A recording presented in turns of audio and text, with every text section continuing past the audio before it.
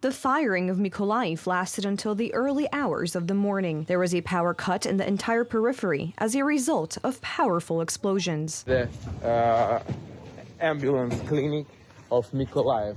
Here you can see the name. This is ambulance clinic of Mykolaiv. Russian terrorists attack civilian objects. No military people here. Nobody absolutely. Just civilians, just civilian object. Hospital in Mykolaiv destroyed by Russians.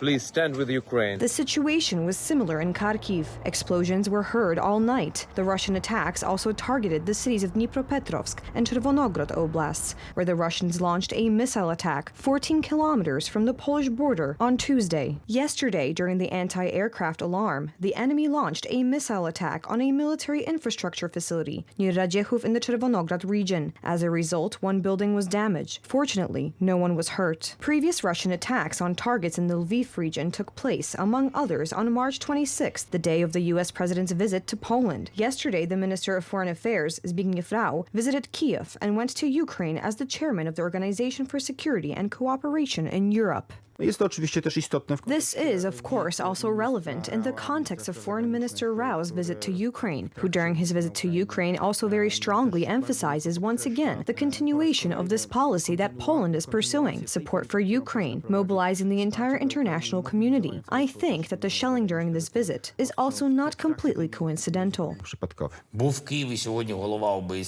In Kiev, I met Zbigniew Rau, the head of Polish diplomacy and the chairman of the Organization for Security and Cooperation in Europe. I thanked him for his support. In the conversations, I paid particular attention to our prisoners of war who are held in Russia. This applies inter alia to the terrorist attack in Olenivka, which must become the final argument for all civilized states to officially recognize Russia as a terrorist state. The Russian plan of conquering Ukraine, however, is not on schedule. The invasion forces are not only not gaining new territory, but have to repel the Ukrainian counteroffensive in the south. Since the beginning of the aggression, they have lost over 41,000 soldiers, over 4,000 armored vehicles, and almost 1,800 tanks. A breakthrough in diplomatic relations can be described as a departure from the Odessa port of the first ship with Ukrainian grain since the beginning of the war. 26,000 tons of corn have already arrived in Istanbul. After an inspection by an international commission, it will leave for Lebanon. Other countries of the Black Sea Basin, such as Romania, also help in the export of Ukrainian agricultural produce.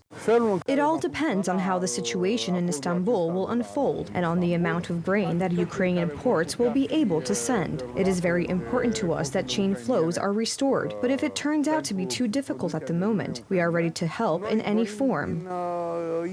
Meanwhile, since Monday, the 10th review conference of the Treaty on the Non-Proliferation of Nuclear Weapons has been taking place in New York. Poland is represented by the deputy head of the Polish Ministry of Foreign Affairs, Marcin Przydacz, who harshly described Russia's behavior as terrorist. We are facing a totally unprovoked and unjustified military aggression against Ukraine carried out by Russia, a permanent member of the UN Security Council, a nuclear weapon state party to the treaty.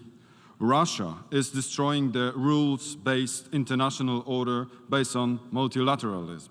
Russia has violated each and every human rights commitment. The main topic of the first 2 days of the conference was the war in Ukraine. The U.S. Secretary of State, Antony Blinken, said that the Treaty on the Non-Proliferation of Nuclear Weapons made the world safer. However, threats from countries such as North Korea, Iran, and Russia remain a serious challenge. He also accused Moscow of using Ukraine's largest nuclear power plant in Enerhodar as a nuclear shield in attacks against Ukrainian forces.